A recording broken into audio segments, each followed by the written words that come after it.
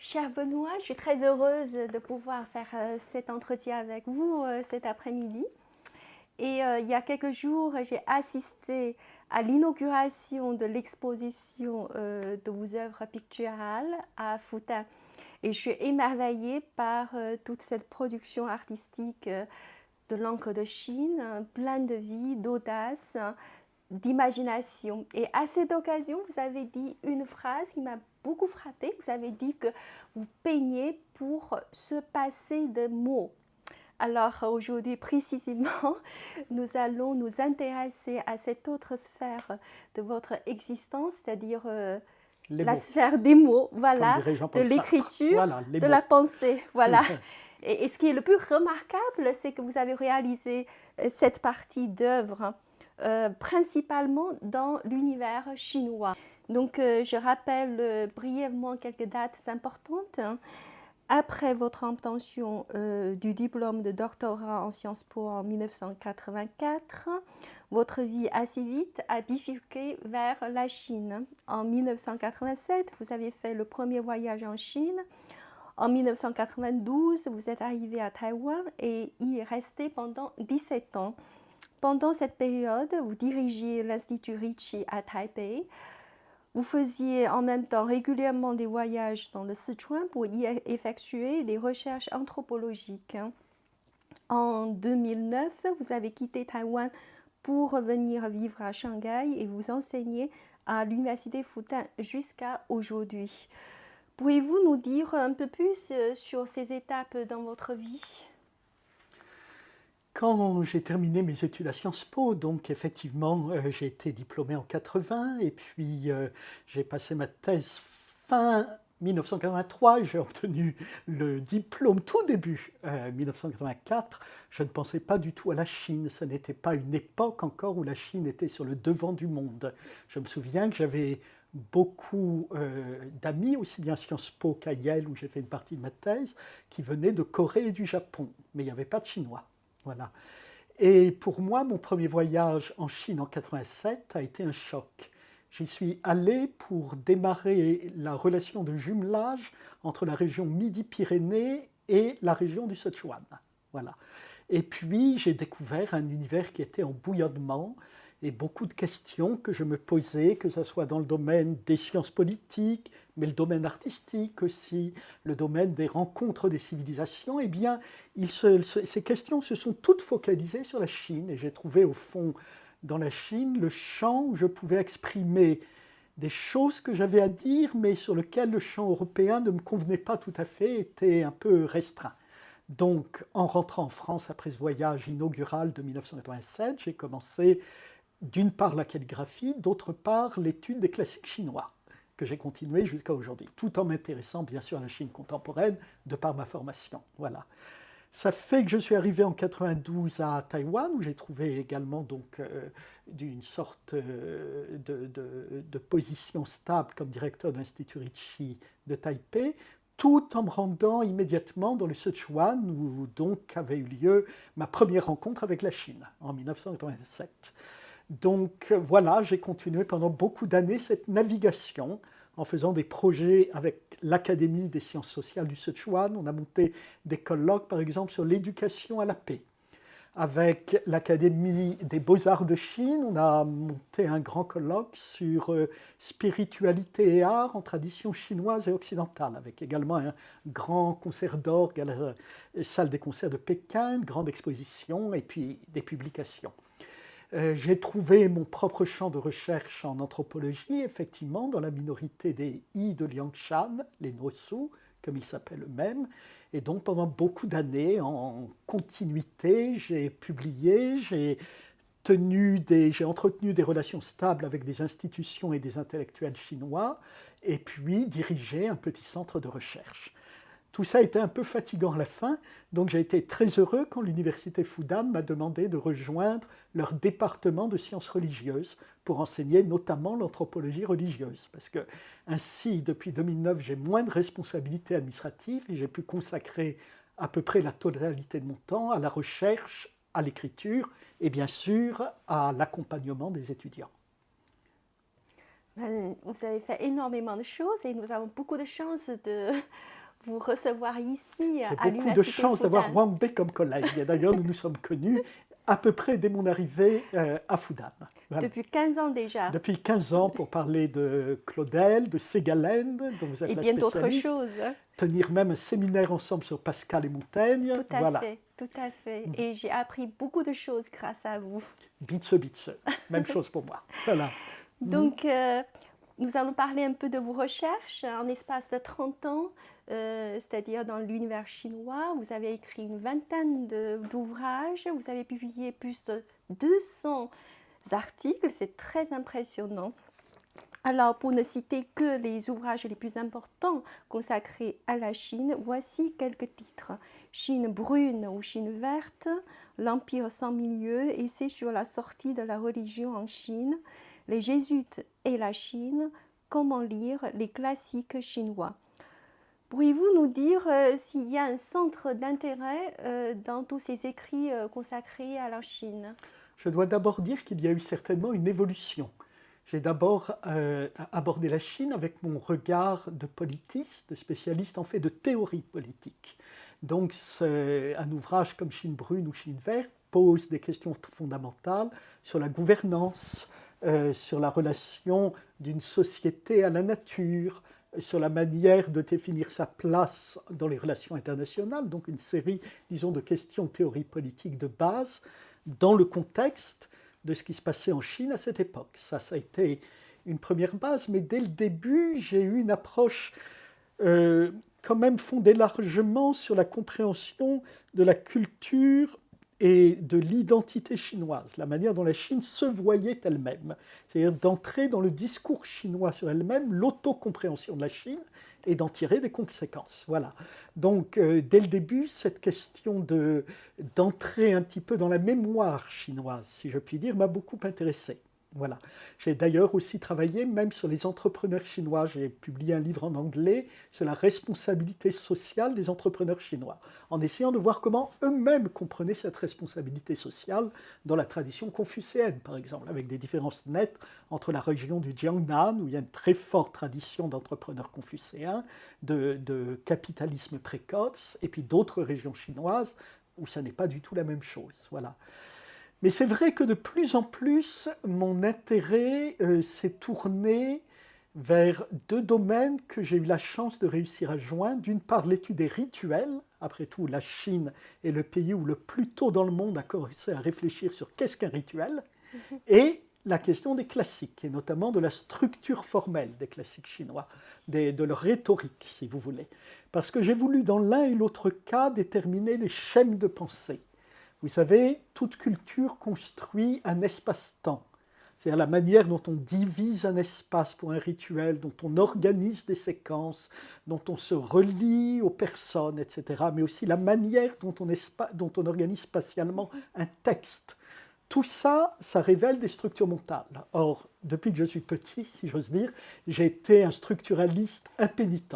J'aime dégager des structures. Et donc je me suis dit, en fait, les structures de l'action et les structures de la rédaction, elles sont proches. Ça m'intéresse de voir comment, en culture chinoise, on a créé des espaces-temps.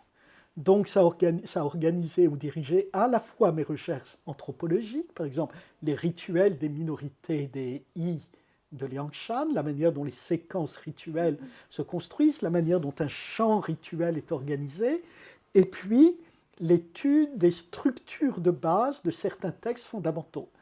Ça a l'air abstrait, mais ce n'est pas tant que ça, parce qu'on tourne autour de figures que nous connaissons tous, le cercle, le triangle, le carré, et notre perception, si vous voulez, est organisée d'une certaine façon.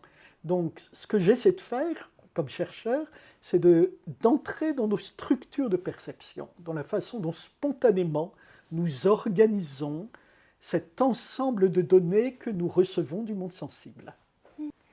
Alors, si j'ai bien compris, vous voulez comprendre ce que c'est l'humain chinois. Non, d'abord, je veux comprendre ce qu'est l'humain proprement dit. C'est quand même, c'est plus important que tout le reste. Vous savez, Marcel Granet, qui est un grand anthropologue et sociologue français, il est allé en Chine en disant « mais c'est pas pour la Chine elle-même, j'ai tout appris d'Émile Durkheim, de mon ami Marcel Mauss, ça m'intéresse de voir comment une société organise ses représentations, et le cas chinois est formidable. Donc je n'ai jamais cherché à traquer une spécificité chinoise qui serait en dehors de tout ce qu'on trouve dans les autres sociétés. C'est simplement que l'exemple chinois nous fournit avec un matériel particulièrement riche, abondant et dans certains cas précoce. D'accord, donc vous avez cette conviction qu'à travers le spécimen chinois, on peut comprendre ce que c'est l'humanité de façon Voilà, générale. exactement, c'est comprendre l'humain à travers du matériau chinois. On pourrait le dire plutôt comme ça. D'accord, merci. Bon, cela m'amène à la question suivante, c'est que j'ai constaté que dans vos cours comme dans vos recherches, l'approche comparative est constante. Alors, beaucoup pensent qu'entre la pensée chinoise et la pensée occidentale, il y a un abîme, une différence fondamentale. Et pour vous, est-ce que vous pensez que il y a, en fait, c'est les similitudes qui priment avant tout, c'est ce qui me semble que vous venez de dire, et qui vous soutient dans cette approche comparative et ce regard ou cette manière ou cette méthode de vouloir dégager quelque chose de général à travers le cas chinois. Je vais répondre un peu différemment. Vous savez, on peut approcher notre monde comme un système de différences. Donc, sans arrêt, il y a des différences. Mais on progresse de différence en différence. Voilà, donc il faut localiser les différences et voir comment on progresse. Donc il y a effectivement d'énormes différences, disons, entre la pensée chinoise d'avant les Han, si vous voulez, et puis la pensée grecque de la même époque. Parce que, par exemple, la pensée chinoise est fondamentalement expérientielle. Elle vous amène à faire une expérience de pensée. Mencius va dire, vous voyez un petit garçon sur le bord d'un puits, même si vous ne connaissez pas ses parents, vous allez bondir pour sauver ce petit garçon de la margelle du puits. Il y a quelque chose en vous qui va vous faire ça. Votre nature est fondamentalement bonne, même si vous vous croyez mauvais. Ce n'est pas du tout la façon dont raisonne un Platon. Voilà.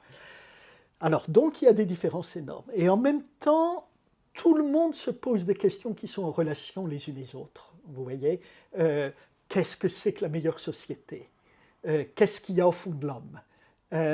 Comment éduquer l'homme, etc., etc. C'est des questions qui traversent toutes les sociétés. Donc ce sont au fond nos questions et nos défis qui nous rassemblent, mais les différentes civilisations et époques ont élaboré des systèmes de réponse extrêmement différenciés sur ces questions particulières. D'accord, merci beaucoup. Alors, nous fêtons cette année les 60e anniversaire des relations diplomatiques entre la France et la Chine. Et il y a 10 ans, pour le 50e anniversaire, vous avez été sélectionné comme l'un des 50 Français les plus influents pendant les 50 ans de relations franco-chinoises. Donc, vous êtes bien placé pour parler des relations franco-chinoises. Quel est votre regard sur nos relations justement à l'heure actuelle? Oui, c'est 60 ans évidemment, j'étais pas là au début, mais ça éveille beaucoup de souvenirs, effectivement. Des souvenirs surtout de relations. Vous savez, je me souviens qu'en 1995-96, j'ai amené un peu plus de 6 mois mon grand ami peintre Li Jingyuan en Midi-Pyrénées, et pendant plusieurs mois, il a peint la région Midi-Pyrénées sur papier de riz, encre chinoise. Donc c'était l'Aubrac dans l'Aveyron, c'était le pic de Gavarnie, c'était Toulouse, c'était le Gers. Et on a exposé tout ça au réfectoire des Jacobins à Toulouse, et les habitants de la région étaient émerveillés de se voir sous le regard d'un peintre chinois. Pour moi, la réalité des relations franco-chinoises, c'est ça, c'est ces expériences qui nous déplacent, c'est cette création artistique. C'est cette manière de voir d'un seul coup le monde différemment. Voilà ce que je retiens joyeusement de mon expérience, disons, des 30 dernières années, de ce que j'ai pu vivre de l'évolution de la relation franco-chinoise. Elle est encore vivante et je m'en réjouis. quand on regarde, vous savez, sur les 350 dernières années, ça commence il y a environ 350 ans, la relation franco-chinoise, eh bien, il y a des hauts et des bas tout le temps. Donc, ça aide à relativiser les conflits et les difficultés qu'on traverse. Il y en a, il y en aura, mais il faut avoir un sens du temps. Le problème de notre époque, c'est que nous n'avons aucun sens du temps. On vit dans l'immédiateté, et donc on ne sait pas regarder ce qui se passe entre nous avec une certaine distance. Voilà, ça c'est la première chose que je voudrais dire. La deuxième chose que je voudrais dire, c'est qu'aujourd'hui, les relations franco-chinoises ne consistent pas à se regarder les uns les autres dans le blanc des yeux. C'est-à-dire, ce n'est pas un dialogue qui serait dirigé l'un vers l'autre. À mon avis, notre rôle, comme deux civilisations qui ont beaucoup appris l'une de l'autre, dont les ressources culturelles de chacune se sont enrichies dans le dialogue avec l'autre, c'est de dialoguer ensemble pour élaborer des ressources culturelles qui soient offertes à un ensemble plus large. Nous ne dialoguons pas ensemble pour nous-mêmes, mais pour l'ensemble du monde. C'est-à-dire pour élaborer des réponses qui ont à voir, effectivement, comme je l'ai dit tout à l'heure, avec l'éducation. C'est quoi la crise de l'éducation aujourd'hui ? C'est quoi la crise de l'individualité ? Qu'est-ce que c'est qu'être un individu inséré dans une communauté aujourd'hui ? Quelle est notre responsabilité sociale ? Comment concevoir une relation à la fois saine et réaliste à l'environnement naturel ? Comment résoudre les conflits ? Ce genre de questions. Voilà, on revient si vous voulez, et là je reviens à mes cours de Sciences Po, parce que même à Sciences Po j'étais surtout attiré par la théorie politique, plus que vers l'administration et les finances, à des questions de théorie politique fondamentale. Et c'est d'ailleurs ce qui a intéressé les premiers Français qui ont connu la Chine, c'était la théorie politique de Confucius. Ils disaient « Oh, cet homme-là, il a des choses à nous dire sur l'organisation de la société. » Voilà. Bon, de même, eh bien, il y a des Chinois qui sont allés à Sciences Po à la fin du 19e siècle. Voilà. Donc il y a tout ça à la fois, si vous voulez, on a toujours à répondre à des questions qui ne nous concernent pas uniquement nous-mêmes, mais qui nous permettent d'élaborer une réflexion et des réponses qui peuvent être offertes à un public beaucoup plus large encore que nos deux pays. C'est très intéressant et je suis tout à fait d'accord avec vous. Et en vous écoutant, surtout en vous écoutant parler de Li Jingyuan, votre maître de peinture, je pense en effet que les rencontres entre des personnes, c'est très très important, entre des personnes, entre des institutions parfois, mais ces rencontres-là, c'est très très important pour tisser des relations. Absolument. Oui. Et y compris les rencontres avec les étudiants, puisque oui. Ça fait 15 ans que vous enseignez à l'université Fudan, vous donnez des cours comme la spiritualité comparée, comme l'hermétique des classiques chinois, comme l'anthropologie religieuse.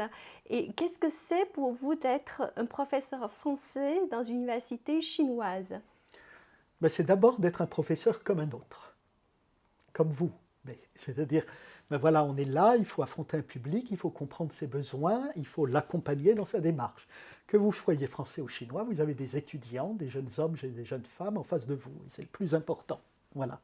Donc c'est d'abord ça, c'est d'être professeur comme je le serais ailleurs, et avec la même éthique, disons, de respect des individus et à la fois de les aider à grandir que je pourrais avoir dans une université française ou latino-américaine, par exemple. Voilà. Pour moi, c'est d'abord ça. C'est une éthique de l'enseignant qui a une valeur universelle. Voilà. Alors bien sûr, il faut faire un effort spécial pour les comprendre. Heureusement, je suis là depuis longtemps, donc les difficultés de relation à l'intérieur de la famille, papa, maman qui donnent de la pression pour que vous passiez un examen de fonctionnaire alors que vous n'avez aucune envie d'être fonctionnaire, etc. Tout ça, je connais bien. Donc, je les comprends plus vite qu'ils ne le croient. Voilà. Ensuite, évidemment, il y a des petites particularités. Par exemple, jusqu'à aujourd'hui, je ne sais pas pourquoi, il est très difficile d'amener les étudiants chinois à poser des questions, à débattre en classe. Donc, quand j'ai parlé 20 minutes, en règle générale, je dis « est-ce qu'il y a des questions ?» Habituellement, il n'y en a pas. S'il y en a une, il faut la forcer un peu. Mais à la fin du cours, j'ai 5 ou 6 étudiants qui font la queue en me disant « Professeur, j'ai une question. » Voilà. Et je n'arrive pas à leur faire poser la même question en classe. Donc, il y a des petites différences comme ça. mais donc qui enseignait. Alors j'essaie d'organiser assez souvent des rencontres entre étudiants, des sortes de petits workshops plus ou moins formels ou parfois informels pour qu'ils discutent de leur thèse. C'est vrai que j'ai plus de facilité avec les étudiants en maîtrise ou en doctorant. Je donne un cours par semaine aux 4 premières années, enfin aux 3e et 4e années. Je n'enseigne pas les premières et 2e années en général. Mais je connais mieux les étudiants de maîtrise et de doctorat. Donc, je les fais discuter entre eux sur les difficultés de leur thèse. Et puis, il y a évidemment le tutorat individuel qui prend une grande partie du temps et qui est sans doute ce que j'aime le mieux faire parce que je pense que je suis mieux constitué pour écouter la thèse d'un étudiant, l'aider à structurer sa pensée et l'organisation même de sa thèse. Oui, je pense que le fait que vous parlez chinois joue Oui, un rôle ça aide. important. Cela dit, il y a des professeurs étrangers, par exemple ceux qui viennent du monde anglais, dont l'anglais est bon, qui sont pédagogiques, qui parlent lentement, qui ont une certaine chaleur humaine, qui réussissent très très bien avec une grande partie du public étudiant. Donc la langue est importante, elle n'est pas toujours indispensable. Je reviens sur votre exposition de peinture. Alors cette exposition est intitulée Point de stèle sur la mer. Alors stèle fait référence à Ségalène. En plus, vous avez dit à plusieurs occasions que vous vous opposez à Ségalène. Vous vous opposez à Ségalène par votre esthétique de mouvement, parce que Ségalène, pour vous, c'est le moment. Alors, bon, ça m'intéresse beaucoup, comme vous savez, je suis un grand fan de Ségalène. Alors, défendez-vous de votre position, parce que sinon, je vais défendre Ségalène. D'accord. Alors, j'ai l'impression d'avoir fait un grand blasphème devant vous, Huang Bei, la grande spécialiste de Ségalène, en prenant un titre, non pas oui, allez, disons-le, anti-ségalien, mais ce n'est pas tout à fait ce que je voulais faire. Voilà. Donc, pourquoi Mais la référence elle-même est un hommage. Je peux comprendre comme ça. C'est parfaitement exact. C'est un grand hommage, même. Stèle, c'est un merveilleux recueil qui parle d'une équipée ou d'une épopée sur le grand continent chinois. Donc sur une terre qui est un peu une mer, si vous voulez, mais sur laquelle Ségalène trouve des balises. Les balises, ce sont comme des stèles, c'est-à-dire d'un seul coup, on va édifier un monument qui fasse honneur à l'espace et à l'histoire du lieu et qui le célèbre, effectivement, hein, qui fasse honneur et mémoire, on peut dire. Et c'est très beau. Voilà. Et je me suis dit, eh bien, sur la mer, on ne peut pas ériger de stèle. Voilà. Alors, quand je parle de la mer, curieusement, ça peut être aussi la terre. C'est-à-dire, on peut voir la terre, l'immensité de l'espace chinois, non pas comme une terre, mais comme une mer. C'est-à-dire comme un espace perpétuellement en mouvement. C'est une sorte de décision de l'écrivain ou du peintre, si vous voulez. Donc non, ça ne dit pas le contraire de Ségalène, ça dévoile, j'allais dire, l'autre aspect de la réalité. Disons, il est le yang et je suis le yin. Je pense qu'il vaut mieux le voir comme cela. C'est-à-dire, Ségalène part d'une sorte de fermeté masculine, de quelque chose qui reste. Et moi, ce qui m'intéresse, c'est le mouvement de l'espace et du temps. Par exemple, j'ai fait une série de peintures depuis très longtemps, de portraits que j'appelle en chinois xianzhong, en français le visage à naître. C'est-à-dire, je dis, un visage naît toujours, un visage n'est pas fixé. À tout instant, un visage bouge et vivre. C'est comme si vous voyiez le visage naître devant vous. Mais au fond, c'est la même chose des paysages. C'est la même chose de tout phénomène vivant. Voilà. Et donc, j'ai voulu insister sur le fait que mes peintures elles-mêmes, d'ailleurs, ne duraient pas toujours. La pierre, ça dure longtemps. Le papier, ça meurt forcément, en règle générale plus vite que la pierre. Même quand on le maroufle, ça n'aura pas une existence éternelle. Donc j'ai décidé de présenter mes peintures comme des vagues sur la mer. Mes peintures ne sont pas des stèles qui vont rester, se dresser immobiles pour célébrer un temps ou un lieu. Elles sont comme des vagues qui parlent du mouvement perpétuel dans lequel nous sommes entraînés. C'est très très beau, merci. Merci. Comment lisez-vous Stèle de Ségalène justement, j'aimerais parler de mots de Stèle, oui. Qui est vraiment une chef-d'œuvre pour moi. Oui. Et vous avez très bien parlé tout à l'heure, et j'ai beaucoup aimé votre expression, c'est mémoire d'un lieu, et mémoire d'un lieu aussi, je dirais, un lieu intime. C'est-à-dire chaque stèle et non seulement une stèle érigée sur la terre chinoise, mais aussi une stèle au fond de soi. C'est vrai, c'est très beau. Oui, oui. Parce que chaque stèle est un espace de dialogue entre le poète français et la culture chinoise, parce qu'il y a à la fois le poème chinois et l'épigraphe, le poème français et l'épigraphe chinois, et le poème est à chaque fois une réponse à l'appel chinois, à comment dire, l'apostrophe chinoise. Oui. Donc c'est à chaque fois un regard sur soi à travers le miroir chinois ou le visage chinois, je dirais, pour connaître son propre visage. C'est vrai, c'est vrai. Mais vous voyez, dans le miroir, justement, il y a un vis-à-vis. Tandis que l'optique que je prends, qui est une fois inspirée aussi d'une immense admiration pour Ségalène, en fait, je ne pourrais pas exprimer ce que je dis sans Ségalène, c'est non pas d'être en vis-à-vis, mais d'accompagner un mouvement et d'être pris dans ce mouvement. Mais c'est très très beau et c'est très chinois finalement. Voilà, je Vous le êtes crois. plus chinois que Ségalène. J'ai vécu en Chine plus longtemps que lui. Tout à fait. Benoît, selon vos expériences d'enseignement et selon vos échanges avec les intellectuels chinois, quel est le philosophe chinois qui intéresse le plus les Français et inversement, quel est le philosophe français qui intéresse le plus les Chinois? Du côté français, aujourd'hui très clairement, et c'est le cas peut-être depuis plusieurs dizaines d'années, c'est sans doute Chuang-Tzu. C'est-à-dire qu'il y a une tradition française d'étude du taoïsme dans toute sa diversité sur le long terme qui est absolument extraordinaire. On peut dire que la France aujourd'hui, c'est la grande terre d'étude du taoïsme. C'est très clair. Les plus grands spécialistes mondiaux du taoïsme, même pour les Chinois, sont français. Et en dialogue complet et constant avec du reste les spécialistes chinois. Ça n'a pas toujours été le cas parce que c'est vraiment par les analectes, la grande étude, le juste milieu, que les Français et les Européens d'ailleurs en général ont connu la culture chinoise. Donc Confucius au XVIIIe siècle a une influence extraordinaire. Hein, voilà. Donc il y a eu un changement dans ce cas-là. Mais aujourd'hui, il y a, j'ose pas dire une mode, parce que ça aurait l'air d'une critique et ce n'est pas du tout le cas, mais il y a une dominante taoïste. Donc ça, c'est pour la France.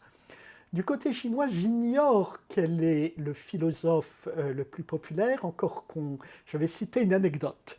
Vous voyez, je vais prendre ça, j'ai une carte de l'université Fudan. Voilà, et sur le dos de la carte, ça c'est le protège-carte qui est donné par la faculté de philosophie. Et ils ont 4 modèles avec 4 différents portraits de philosophes derrière. Alors, je ne dirai pas quels sont les 3 autres, mais l'un des 4, c'est Merleau-Ponty. Et quand j'ai choisi Merleau-Ponty, ils m'ont dit « Oh, c'est de loin le plus populaire, tout le monde veut Merleau-Ponty ». C'est pour ça que je ne dirai pas quels sont les 3 autres. Voilà. Et on m'a dit « Oui, à cause de la philosophie de l'art, phénoménologie de l'art, c'est le thème le plus populaire dans le département de philosophie de Fudan. » Vous voyez, c'est vrai. Donc, vous voyez, je pourrais dire Merleau-Ponty. Moi, je crois qu'il y a un philosophe qui résonne profondément avec la culture chinoise et qui a été étudié en Chine, mais pas encore assez. Je pense qu'il va l'être davantage chez Bergson, parce qu'il y a une sensibilité de Bergson, un rapport au corps, un rapport à l'expérience totale, une philosophie expérientielle qui, à mon avis, est extrêmement chinoise. J'ai d'ailleurs eu des étudiants qui ont fait des thèses sur l'expérience du temps chez Chuang-Tzu et chez Bergson. Merci encore pour nos conversations, cher Benoît. Comme à chaque fois, ça m'apprend énormément de choses. Merci. C'est moi qui vous remercie, Huang Bei. J'aimerais bien être celui qui vous interviewe. Peut-être qu'on aura la chance de le faire, parce que vous avez énormément de choses à dire sur des penseurs aussi grands que Ségalène, Claudel, mais aussi Henri Michaud, par exemple, les auteurs sur lesquels vous travaillez. Et on peut rappeler que Paul Claudel, après tout, c'est un grand poète, mais c'est aussi un ancien de Sciences Po. Il n'y a pas de contradiction. Tout à fait.